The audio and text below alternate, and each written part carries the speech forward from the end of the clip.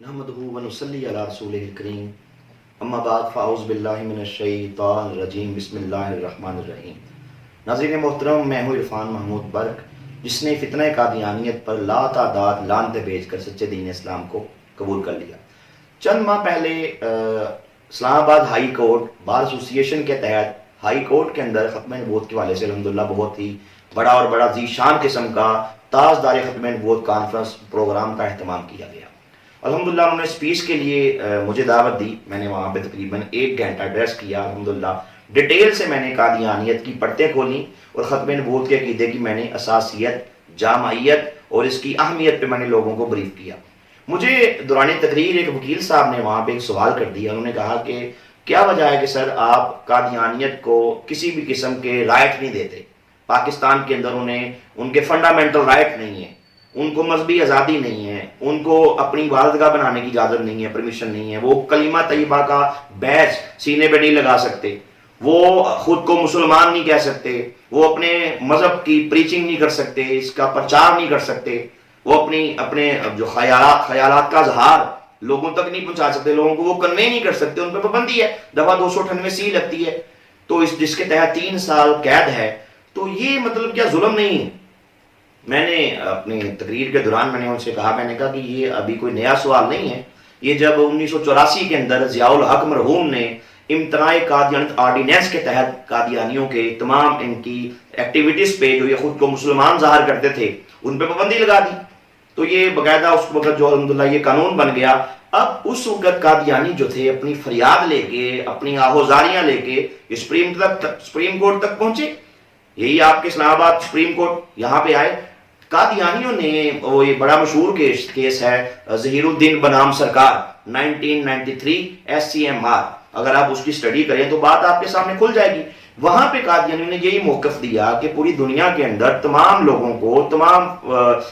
Schools of thought کو، تمام مذاہب کو اپنی پریچنگ کی، اپنی دعوت کو لوگوں تک کنوے کرنے کی، پہنچانے کی پرمیشن ہے، اجازت ہے، یہ ان کا فنڈامنٹل رائٹ ہے۔ تو ہمارا قادیانیوں کا پاکستان کے اندر یہ فنڈامنٹل رائٹ کیوں نہیں ہے؟ اگر آپ وہ فیصلہ پڑھیں جس فیصلے کا میں نے آپ کے سامنے تذکرہ کیا، اس فیصلے کے اندر سپریم کورٹ آف پاکستان کے فل بینچ نے، 5 ججوں نے یہ فیصلہ دیا، اس میں انہوں نے بات کورٹ کی لکھا، انہوں نے کہا کہ قادیانیوں کا یہ کہنا ہے کہ ہمیں پاکستان کے اندر فنڈامنٹل رائٹ ہے کہ ہمیں پریچنگ کی پرمیشن دی جائے، اپنی تبلیغ کی اجازت دی جائے، تو ہمیں کیوں نہیں، ہمیں کیوں روکا آپ نے؟ تو آگے سے جج صاحبان نے یہ فیصلہ لکھا، انہوں نے کہا کہ ٹھیک ہے، پوری دنیا کے اندر تمام مذاہب کا فنڈامنٹل رائٹ ہے اپنے مذہب کی پریچنگ کر سکیں، لیکن لکھا کہ دھوکہ دینا کسی کا فنڈامنٹل رائٹ نہیں ہے،